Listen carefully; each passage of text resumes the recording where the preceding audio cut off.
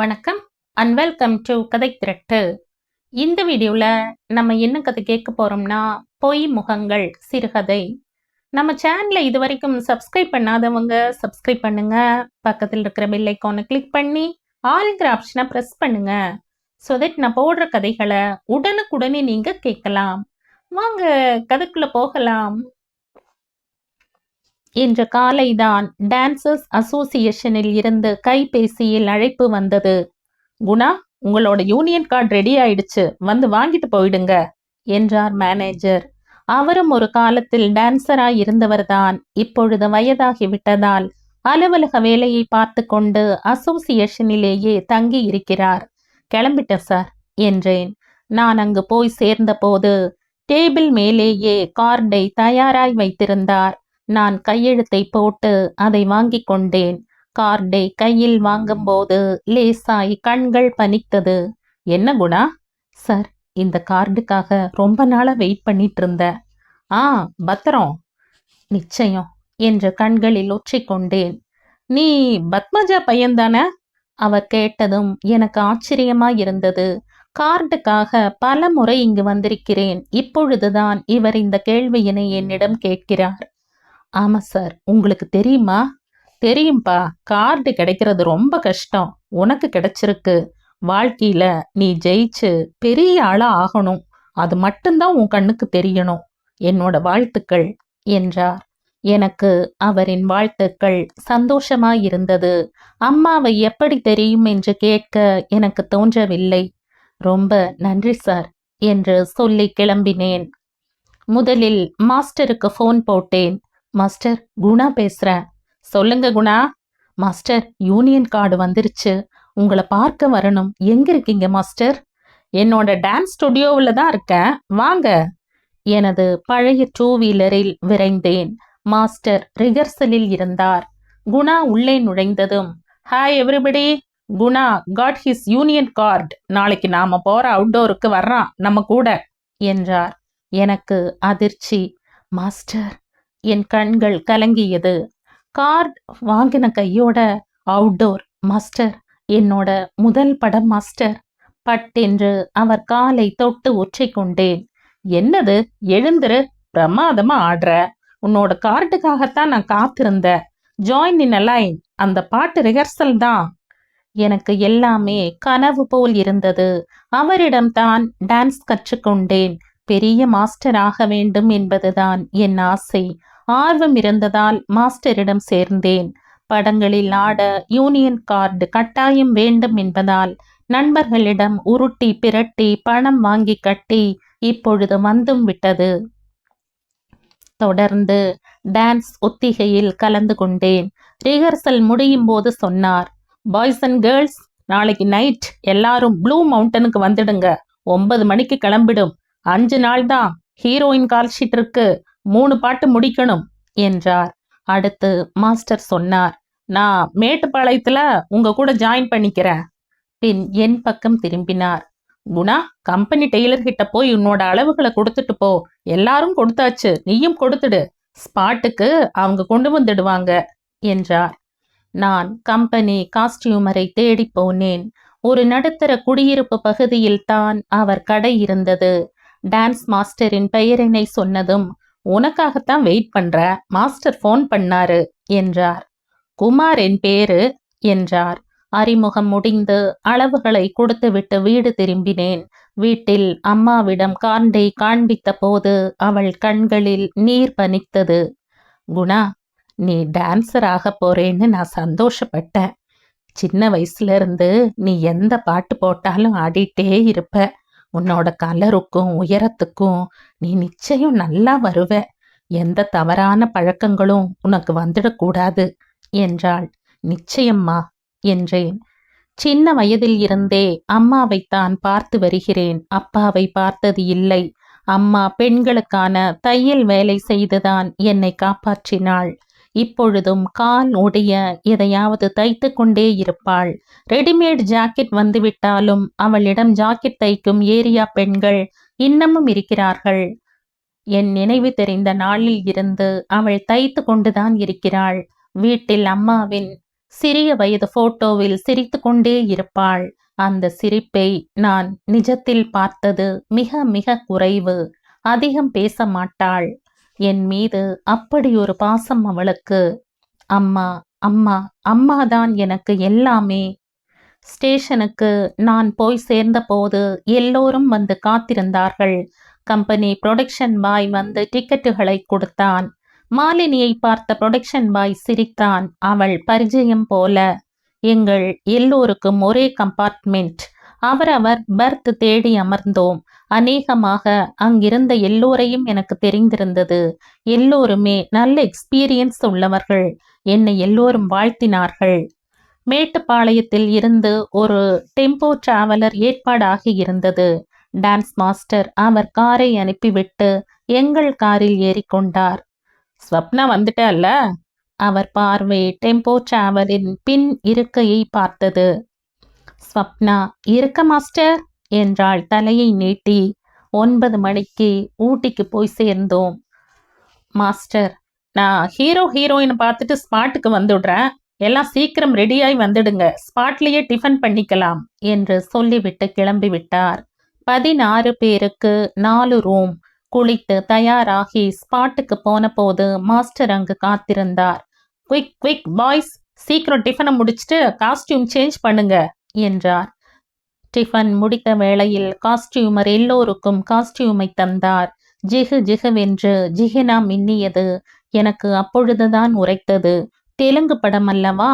Master கழுத்தில் தொங்கவிடப்பட்ட whistle கை ஒலிபெருக்கியுடன் தயாராகிவிட்டார். எல்லோரும் ஸ்பாட்டிலேயே costume மாற்றிக்கொள்ள என்னை பார்த்து கொண்டேன். எனக்கே கொஞ்சம் சிரிப்பாய்த்தான் இருந்தது. சிரித்து விட்டேன் போல. ஸ்வப்னா, என்ன சிரிப்பு என்றாள். ட்ரெஸ் இப்படித்தான் இருக்கும். கலர் கலரா கண்ணில் அடிக்கிறாப்ல. நல்லா தானே இருக்கு. இதுக்கே இப்படி சொல்லிட்டா 2வது சாங்குக்கு மலைவாசி ட்ரெஸ். பிரேக்கின் போது சொன்னாள். நாம ஆட வந்துட்டோம் குணா. என்ன கொடுத்தாலும் போட்டுட்டு நிக்கணும். மாஸ்டரின் விசில் பறந்தது. மானிட்டர் பார்க்கலாம். நந்தா எல்லோருக்கும் பொசிஷன் சொல்லு. ஃப்ரண்ட்ல ஸ்வப்னா, அப்புறம் குணா வரட்டும். மாஸ்டர் சொன்னபோது நான் எதேச்சையாக ஸ்வப்னாவின் முகத்தை பார்த்தேன். அவள் முகம் கொஞ்சம் மாறித்தான் இருந்தது. ஆடி கார் ஒன்று ஸ்பாட்டில் நுழைந்தது. அதில் இருந்து ஹீரோவும் ஹீரோயினும் இறங்கினார்கள். ஹீரோ ஹீரோயின் 2 பேருமே தெலுங்கில் டாப் கியரில் ஓடிக்கொண்டிருக்கிறார்கள். ரெடி? டிகிரி டிகிரி ஜூம் ஆட கருட கரும் கும்மாரா ஒஸ்தா பாடல் ஏரியாவை நிரப்பியது. கடுமையான ஆட்டம். கேமரா ஓடிக்கொண்டிருக்க கட் கட் கட் என்றார் மாஸ்டர். அவரின் கையில் இருந்த கை ஒலிபெருக்கியில் சொன்னார். ஸ்வப்னா, எல்லாரும் சரியா போட்டிருக்காங்க. கொஞ்சம் மிடி இறக்கு. தொப்புள் சரி தெரியல பாரு. நான் ஸ்வப்னாவை பார்த்தேன். அவளும் ஒரு மின்னல் நொடியில் என்னை பார்த்தாள். அவள் மிடியை இறக்கிவிட்டாள். நான் பார்க்க வேண்டாம் என்று நினைத்தாலும் அவளின் நாபி சுழி என்னை அலைக்கழித்தது. ஸ்வப்னா அபார அழகி என்பது அவள் உடல் வடிவிலேயே தெரிந்தது. ஒரு இடத்தில் அவள் என்னை பின்புறம் ஆடிக்கொண்டே குத்த வேண்டும் முதுகில். அவள் கைகள் என் முதுகில் பட்டும் படாமல் பட்டன. இன்னொரு பாடல் வரியில் அவள் என் தோள்களில் சாய வேண்டும். நான் தான் கொஞ்சம் நெளிந்தேன். அவள் தயக்கம் இல்லாமல் சாய்ந்தாள். அன்று 4:30 மணி வரை ஷூட்டிங் போனது. ஸ்வப்னாவுடன் மிக நெருக்கமான ஆட்டம். பல நேரங்களில் அவள் வெட்கம் மறந்திருந்தாள். 4:30 மணிக்கு தூறல் போட ஆரம்பித்து அப்படியே மழை பிடிக்க பேக்கப் சொல்லிவிட்டார் மாஸ்டர். நாளைக்கு 8 மணிக்கு இதே ஸ்பாட் என்றார். உடைகளை மாற்றிக்கொண்டு டெம்போ டிராவலரில் ஏறி வண்டி கிளம்பிய பின்தான் கவனித்தேன். வண்டியில் ஸ்வப்னா இல்லை. எங்கே போயிருப்பாள்? என்னையும் அறியாமல் அவளை தேட ஆரம்பித்தேன். சந்தியாவிடம் கேட்டேன். ஸ்வப்னா எங்கப்பா? அவள் உதட்டை சுழித்து, அதுக்குள்ள தேடுதோ, அவன் மொரவாசல் தெளிக்க போயிருப்பா என்றாள் நக்கல் துணியில். ரூமுக்கு போய் சேரும் முன் மழை கொட்ட ஆரம்பித்து விட்டது. உடம்பெல்லாம் அப்பொழுதுதான் வலி எடுக்க தொடங்கியது. உடம்பை முறுக்கி எடுத்தேன். பக்கத்தில் உட்கார்ந்து இருந்த பிரசாத் சிரித்தான். என்ன குணா, முதல் நாளே வலி பின்னி முறுக்குதா? கொஞ்சம் போட்டா சரியாயிடும். என்னது? சரக்குதான். ஐயோ, எனக்கு பழக்கம் இல்ல. நாளைக்கு ஷூட்டிங் முடியட்டும், வலி எடுக்கும்போது உடம்பே கேக்கும். இவனிடம் ஸ்வப்னா பற்றி கேட்கலாமா வேண்டாம் என்ற மனசு சொல்ல அந்த யோசனையை புறம் தள்ளினேன். அறையில் இருந்த 3 பேரில் 2 அங்கேயே பாட்டில் வாங்கி வந்து ஆரம்பித்தார்கள். வெளியில் மழை பின்னி எடுக்க ஆரம்பித்தது. என்ன பிரசாத், மழை இப்படி அடிக்குது? நாளைக்கு ஷூட்டிங்? ராத்திரி நின்னுடும். ஊட்டியில எப்ப மழை அடிக்கும் எப்ப வெயில் அடிக்கும்னு அந்த வருண பகவானே வந்தாலும் சொல்ல முடியாது. நிறுத்தி கையில் இருந்த கிளாஸில் இருந்து சிப்பியவன், நம்ம தெலுங்கு ஹீரோ இப்ப எவ்வளவு வாங்குறார் தெரியுமா என்று என்னை பார்த்து கேட்டான். தெரியலையே. 7 கோடி. எனக்கு பிரமிப்பாய் இருந்தது. நல்ல குளிர் எடுக்க ஆரம்பித்து விட்டது. 3 பிக் போனதும் பிரசாத், இதுதான் என்னோட லிமிட். காலையில ஷூட்டிங் வேற போகணும். ஆமா, என்ன ஒரு மாதிரி சோகமா இருக்க என்ற பிரசாத் என் முகத்தினை உற்று பார்த்தான். கவனிச்ச. ஆமா, என்ன முதல் அவுட்டோர்லயே லவ்ஸ் வந்துடுச்சா? ஐயோ, அதெல்லாம் ஒண்ணுமில்லைன்னு வாய் தான் சொல்லுது. ஃப்ரெண்ட், நானும் கவனிச்சேன். ஸ்வப்னா கிட்ட ரொம்ப ஃபீல் ஆயிட்ட மாதிரி இருக்கு என்றான் சங்கர், இன்னொரு டான்சர். சரிதான் சங்கர், நானும் கவனிச்சேன். வண்டியில ஏறினதும் ஐயா கண்ணு அங்கிட்டும் இங்கிட்டும் அலை பாஞ்சிச்சு. அதெல்லாம் இல்ல. அப்படி சொன்னாலும் என் உள் மனம் ஸ்வப்னாவை நினைக்காமல் இல்லை. ரொம்ப ஃபீல்ஸ் வேண்டாம். சினிமாவுக்கு வெளியில இருக்கிறவன் தான் ஃபீல் பண்ணணும், நாம இல்ல. சங்கர் சிரித்து கொண்டே, பிரதர், ஸ்வப்னா தங்க முட்டை வாத்து அறுத்துட்டே இருப்பாங்க என்றான் கண்ணடித்து. நான் பதில் சொல்லவில்லை. ரூமுக்கு கொண்டு வரப்பட்ட சப்பாத்தியை சாப்பிட்டேன். அவர்களுடன் பேசுவதை தவிர்க்க படுக்கைக்கு சென்றேன். படுத்தாலும் தூக்கம் வரவில்லை. மற்றவர்கள் எல்லாம் தூங்கியே விட்டார்கள். நல்ல குளிர். கம்பளியை இறுக்கி மேலே சுற்றி கொண்டு கண்களை பலவந்தமாக மூடினேன். ஸ்வப்னாவின் எண்ணத்திலேயே இருந்த நான் குளிருடன் குளிராக வெளியில் வந்தேன். மெல்ல நடந்து ரிசப்ஷனில் போய் உட்கார்ந்தேன். ரிசப்ஷனில் இருந்தவன், ஏதாவது வேணுமா சார் என்று கேட்டான். அவன் கேள்வியிலேயே பல தொக்கி நின்றன. ஒன்றும் வேண்டாங்க. என் மனம் ஒரு தீர்மானத்தில் இருந்தது. வாசலையே பார்த்து கொண்டிருந்தேன். அந்த ஆடி கார் வந்து நின்றது. அதன் பின் சீட்டில் இருந்து ஸ்வப்னா இறங்கினாள். லெக்கினும் கருப்பு நிற டாப்ஸும் அணிந்திருந்தாள். மேல் பட்டன் போடப்பட்டிருந்தது. வேகமாய் உள்ளே வந்தாள். ரிசப்ஷனில் உட்கார்ந்து இருந்த என்னை பார்த்தாள். அவள் கண்கள் ஒரு வினாடி பல கேள்வி கேட்டு கழன்றது. என்னை அந்த நடு ராத்திரியில் அவள் எதிர்பார்க்கவில்லை போல தெரிந்தது. என்ன, தூங்கலையா? அவள் முகம் கொஞ்சம் வாடித்தான் இருந்தது. உனக்காகத்தான் காத்துட்டு இருந்த. நீயுமா என்றாள். நீயுமா என்று அவள் கேட்பாள் என்று நான் கொஞ்சமும் எதிர்பார்க்கவில்லை. சாரி ஸ்வப்னா, ஏதாவது தப்பா கேட்டுட்டனா? ஷூட்டிங் முடிஞ்சதுல இருந்து உன்னைத்தான் தேடிட்டு இருக்க. இத சொல்றதுல எனக்கு எந்தவித தயக்கமும் இல்லை. ஒரு கணம்தான் அதுவரை சீரியஸாயிருந்த அவள் முகம் சிரிப்பானது. தோடா, என்ன லவ்வா? தெரியல. சினிமா பார்த்து எல்லாரும் கெட்டுகிட்டு இருக்கீங்க. அவ்வளவு சீக்கிரம் காதல் வந்துடுதா? நான் ஒன்றும் சொல்லவில்லை. அவள் சொல்கிறாற் போல அது காதலாகவும் இருக்கலாம் போல. ஏன், நான் காதலிக்க கூடாதா? சரி. என் மேல இருக்கிற அக்கறையில அன்பு மலர்ந்துடுச்சு போல. கொஞ்சம் உட்கார்ந்து பேசலாமா குணா? அவள் அழுத்தம் திருத்தமாக என் பெயரை உச்சரித்தது எனக்கு பிடித்திருந்தது. காலையில் ஸ்பாட்டுக்கு போன போது அங்கே ஸ்வப்னா இருந்தாள். என்னை பார்த்ததும் கொஞ்சம் சிரித்தாள். அவள் முகம் கொஞ்சம் வாடி இருந்தது. டீ பிரேக்கில் கேட்டேன், என்ன ஸ்வப்னா, உடம்பு சரியில்லையா? அதெல்லாம் ஒண்ணுமில்ல. எங்க, நேத்து திரும்பும்போது வண்டியில காணோம்? மாஸ்டர் இன்னைக்கு மூவ்மெண்ட்ஸ் ஹீரோயினுக்கு ரூம்ல செஞ்சு காண்பிக்கணும்னு கூட்டிட்டு போயிட்டார் என்றாள். அவள் சொன்னது பொய் என்பது அவள் சொன்ன தொனியிலேயே தெரிந்தது. 5 நாள் என்பது 7 நாள் ஆகிவிட்டது. கடைசி நாள் ஷூட்டிங் முடியும் போது மாஸ்டர் சொன்னார், 4 நாள்ல ஹைதராபாத் போகணும், ஷெட்யூல் சொல்றேன் என்றார். எங்களில் 10 பேருக்குத்தான் டிக்கெட் கன்ஃபார்ம் ஆகி இருந்தது. மேக்சிமம் ட்ரை பண்ணி முடிச்சிட்டேன், அட்ஜஸ்ட் பண்ணி போய்க்கங்க. புரொடக்ஷன் மேனேஜர் மேட்டுப்பாளையம் ஸ்டேஷனில் டிக்கெட்டுகளை கையில் திணித்துவிட்டு காணாமல் போனார். எல்லோரும் அடித்து போட்டாற்போல தூங்கிக் கொண்டு இருந்தார்கள். எங்களுக்குள்ளேயே அட்ஜஸ்ட் செய்து கொண்டு முடங்கி இருந்தோம்.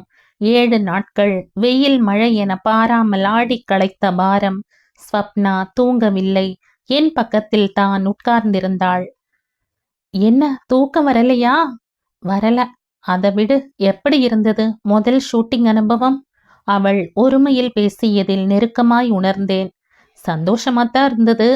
உன்ன மாதிரி பசங்களுக்கு பிரச்சனை இல்ல, என்ன மாதிரி பொண்ணுங்களுக்கு தான் பிரச்சனை. என்ன பிரச்சனை? அவள் முகத்தை உற்று பார்த்து கொண்டே கேட்டேன். அந்த ஹீரோ ரொம்ப டார்ச்சர் குணா. அம்மாவால தான் நான் இந்த சினிமாவுக்கே வந்தேன். ஹீரோயின் கனவு ரொம்ப வலிக்குது குணா, மனசும் உடம்பும். என்ன அவனுக்கு பிடிச்சு போச்சாம். அடுத்த படத்துல ஹீரோயின் ஆக்கிடுறேன்னு ப்ராமிஸ் வேற பண்ணா. என்னாலதான் முடியல குணா. எனக்கு வயசு 17 தான், உனக்கு தெரியுமா? சினிமாவுக்கு வந்துட்டா பொண்ணுங்க வாழ்வு மிகப்பெரிய கேள்விக்குறி குணா. என்னதான் சம்பாதிச்சாலும், எந்த உச்சத்துக்கு போனாலும், தப்பே பண்ணலேனாலும் கேவலமாத்தான் பார்ப்பாங்க, பேசுவாங்க. அவள் குரல் தழும்பியது. சினிமாவில் இருக்கிற, குறிப்பா என்னை போல டான்சர்ஸ் பட்டாம்பூச்சி மாதிரி எல்லாரும் ரசிக்கிற மாதிரி பறந்துட்டே இருப்போம். திடீர்னு பட்டாம்பூச்சி மாதிரியே காணாம போயிடுவோம். வண்ண வண்ண பட்டாம்பூச்சிகள். சொல்லிக்கொண்டே இருந்தவள் மெல்ல என் மேல் சரிந்து தூங்க ஆரம்பித்தாள். அவள் மென்மையான உடம்பு. அப்பொழுதுதான் லாவாவில் இருந்து வந்த பட்டாம்பூச்சி போல் அவள் இருந்தாள். ஷூட்டிங் ஸ்பாட்டுக்கே விஷயம் தெரிந்து களைபரமாகிவிட்டது. மாஸ்டர் என்னை பிளு பிளுவென்று பிடித்து விட்டார். என்ன முட்டாள்தனமான காரியம் பண்ணிட்ட குணா. உனக்கு ஒரு விஷயம் தெரியுமா? இந்த படத்துக்கு தயாரிப்பாளரே அவர்தான்.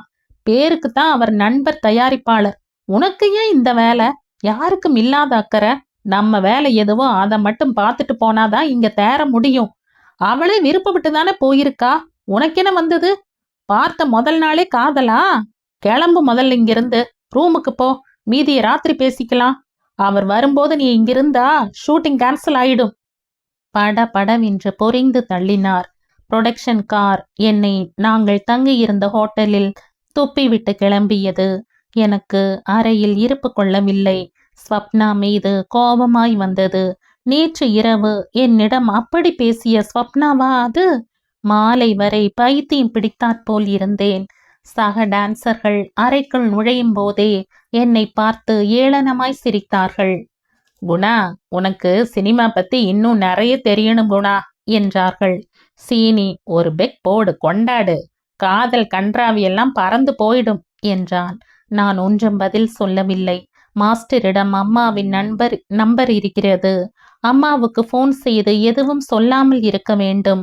நான் நினைத்து கொண்டிருந்த போதே எனது கை பேசி ஒலித்தது. பார்த்தேன், அம்மாதான்.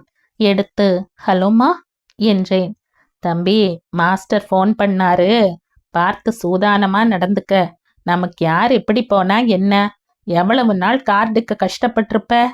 சினிமாவில் பேரு வாங்கிறது ரொம்ப கஷ்டம்.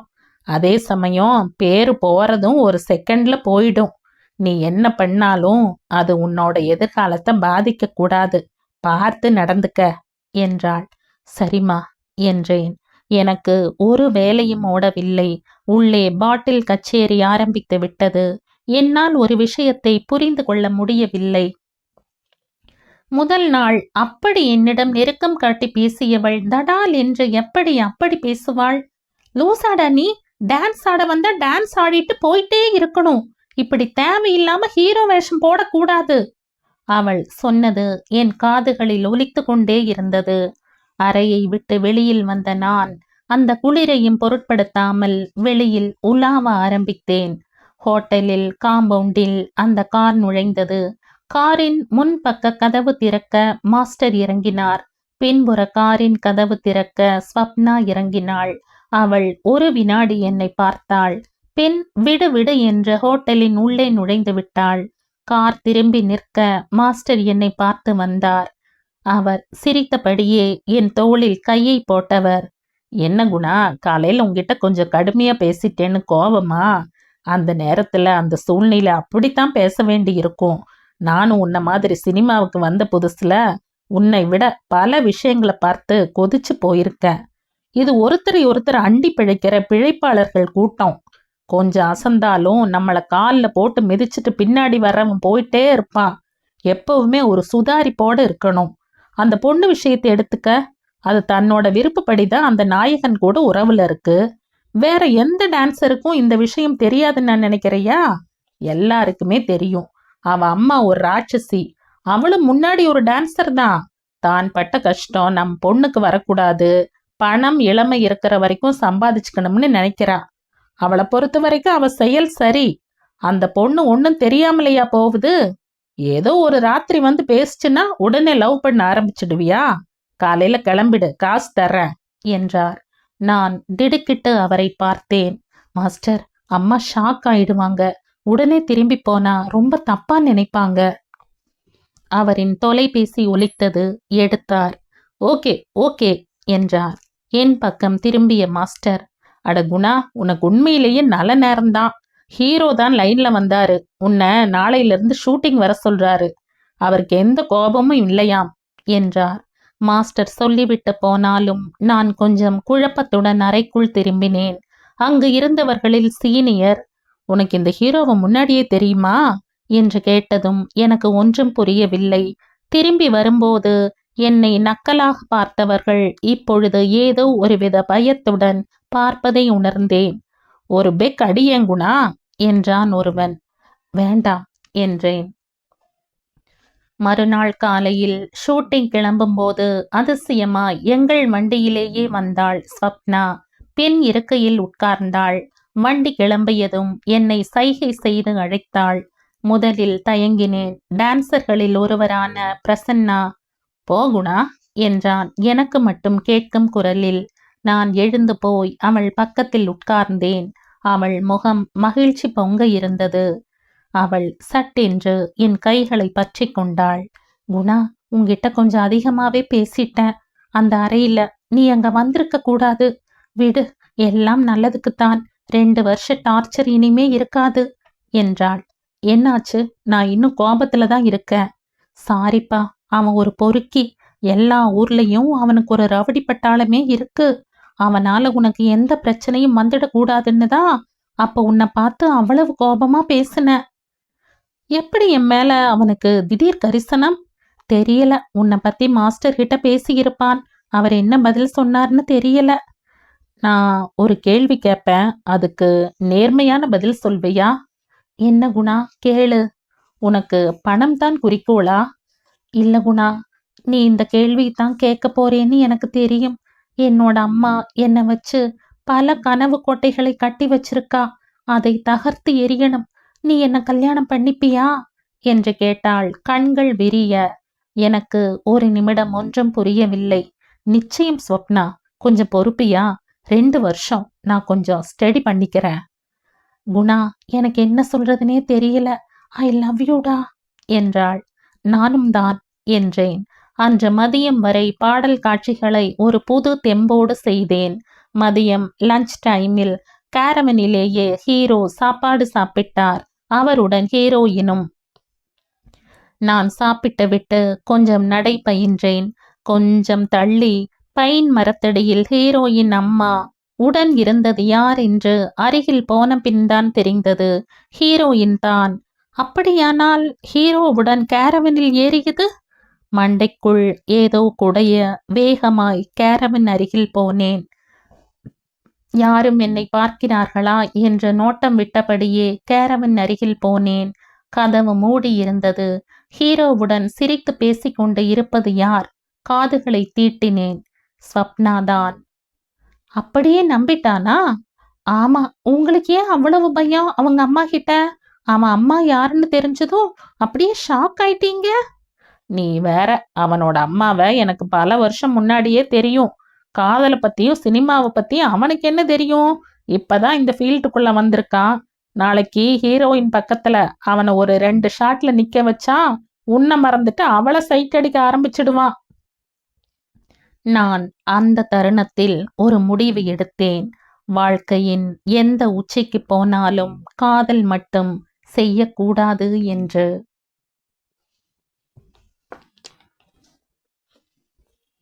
2014ஆம் ஆண்டு வெளிவந்த சிறுகதை இது. இந்த கதை உங்களுக்கு பிடிச்சிருந்தா லைக் பண்ணுங்க, ஷேர் பண்ணுங்க, சப்ஸ்கிரைப் பண்ணுங்க. மற்றும் ஒரு இன்ட்ரெஸ்டிங்கான கதையோட அடுத்த வீடியோல சந்திப்போம். பாய். தேங்க்யூ.